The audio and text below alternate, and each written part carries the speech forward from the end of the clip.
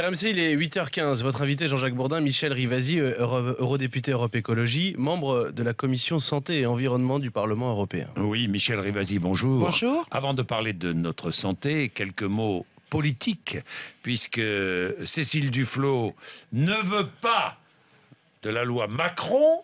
Je voterai contre, dit-elle. Je m'oppose à cette loi Macron. Que dites-vous ? Vous êtes d'accord avec elle ou pas ? Elle a raison ou pas ? Elle a raison sur le fait que c'est vraiment une régression sociale et surtout environnementale. Écoutez, moi je suis de la Drôme, j'ai Center Park. Mais quand vous voyez la loi Macron, on veut diminuer toutes les études d'impact, tous les recours possibles. Et Center Park, vous voyez bien qu'on a eu le recours favorable par rapport au tribunal administratif sur la loi sur l'eau. Alors qu'est-ce qu'on veut faire ? On veut, par rapport, en mettant la croissance en avant, faire en sorte à ce qu'on continue à avoir des installations agricoles, à avoir des porcheries qui vont polluer l'eau. On veut faire des Center Park qui sont un tourisme complètement préhistorique à l'heure actuelle. Moi, je trouve que c'est vraiment une régression environnementale. On veut passer en force. Et puis on a le discours de notre président de la République qui nous dit « mais il faut organiser des référendums, il n'y a pas assez de démocratie sur l'environnement, il n'y a pas assez d'acceptabilité sociale. » Et puis après, il y a les actes qui disent « eh bien, on va enlever tous les recours possibles. » Mais moi, je ne suis pas d'accord avec ça. Vous n'êtes pas d'accord, oui, mais la loi Macron, c'est aussi une loi censée doper la croissance. Là, le président de la République sur France Inter vient de dire « je ferai tout pour doper la croissance cette année afin que le chômage baisse ». Mais de quelle croissance on parle ? Mais ça fait des années qu'il nous parle de croissance. C'est-à-dire que si on est à 5 dimanches, on est de gauche, et si on est à 12 dimanches, on n'est pas de gauche, quoi. C'est ça. On en est là. Le discours politique français, on est là. Michel Rivasi. Mais à l'heure actuelle, c'est pas l'histoire de travail le dimanche. Bon, qui est dans c'est pas ce que j'ai entendu, moi. Dans la bouche de Martine Aubry, par exemple. Dans les zones touristiques, moi, je peux concevoir qu'il peut y avoir...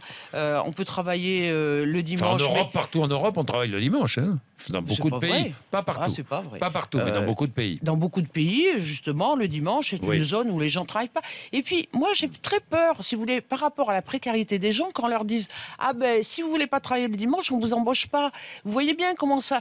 Quand il y a énormément de chômage, on peut très bien utiliser la précarité des gens là-dessus. On avait le dimanche, on a le dimanche, c'est ça la loi. Bon. Maintenant, si ponctuellement, avec le bistouri, on s'aperçoit qu'il y a des zones où il faut développer ça, je pense que tout le monde peut être d'accord. Mais de l'instituer, on n'est pas d'accord. Bon, Michel Rivasi, on va parler de votre opération main propre. Une opération main propre, pourquoi ? Pour dénoncer des conflits d'intérêts. Enfin, dénoncer, j'aime pas ce mot. Hein, pour souligner qu'il y a des conflits d'intérêts qui sont évidemment pour le consommateur et pour le patient, les consommateurs et les patients que nous sommes, terribles. Hein, conflits d'intérêts où ? À quel endroit ? Partout. Si vous voulez, moi, depuis que je suis députée européenne, je vois ce qui se passe sur le plan européen. Et je vois que sur les médicaments... Le système est pourri, même. Ah, mais le système, il est pourri, oui. Il est complètement pourri. Et le point des laboratoires pharmaceutiques, vous imaginez pas, ils achètent tout le monde. Quand j'ai regardé, je me suis amusée à regarder tous les anciens ministres de la Santé. Oui. On part de Claude Évin. Bon, qui était ministre à l'époque, dans les années 80. Oui. Bon, il s'est fait financer ses campagnes électorales par les laboratoires Fabre. Quand je vois Henri Nallet, l'ancien ministre de l'Agriculture, très lié à Servier, et en plus étant directeur pour le développement international, etc. Je vois Michel Barzac. Bon, elle a été ministre, je vous rappelle, de Tchernobyl. Vous savez, moi, je suis très sensibilisée à l'affaire Tchernobyl. Je sais. Bon, après, elle était présidente de la fondation GSK, qui est un énorme labo. Vous voyez, alors, Elisabeth Hubert, qui a été ministre, eh bien, elle vient directement des laboratoires Fournier. Vous avez même Michel Barnier. Expliquez-moi, ancien commissaire, qui était très bien d'ailleurs, hein, il est vice-président de Biomérieux. Expliquez-moi pourquoi il est vice-président de Biomérieux, etc., etc. Oui. Et alors, vous dites qu'il faut en finir avec ces liens. Exactement. Comment voulez-vous qu'un ministre de la Santé qui vient des laboratoires pharmaceutiques, qui est financé par les laboratoires pharmaceutiques, alors à une certaine époque, c'était autorisé pour ses campagnes, ou qui après part dans les laboratoires pharmaceutiques. Mais c'est ça qui est inadmissible. C'est des liaisons hyper dangereuses. Alors après, moi, je m'aperçois que, par exemple, entre la France et l'Italie, on a des différences de prix des médicaments énormes.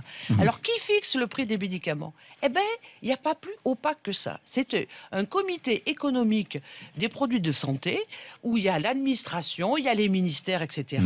Il y a les assurances, mais il n'y a absolument pas d'usagers, il n'y a absolument pas d'ouverture et on ne sait pas sur quels critères, parce que c'est pas que la santé, c'est aussi l'économique. Alors, la France est le pays qui rembourse le mieux les médicaments en Europe. Tout à Il fait. faut le savoir. Les Français paient plus cher les génériques que partout ailleurs en Europe. Vous demandez un alignement sur les prix des médicaments pratiqués par nos voisins. Exactement. Et on a le cas, rappelez-vous, le Sofosbuvir, Oui, le oui. célèbre sur l'hépatite C, Oui. 45 000 € pour 12 semaines sur des patients. C'est un labo qui fait le forcing et qui fait des molécules hyper chères. Pourquoi il n'y a pas eu l'alliance des 5 pays?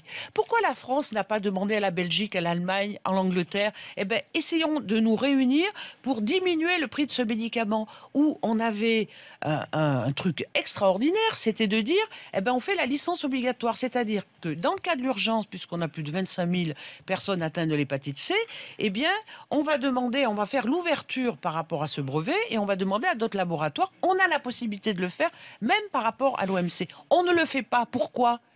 Pourquoi ? Parce qu'on a ce lien très direct avec les labos. Les labos payent tout. Ils payent la formation continue des médecins, ils payent une partie de la formation initiale. Ils ont les visiteurs médicaux qui disent aux médecins, mais voyez, ce nouveau médicament, il est tellement mieux que le reste, alors qu'on n'a pas du tout de pharmacovigilance derrière.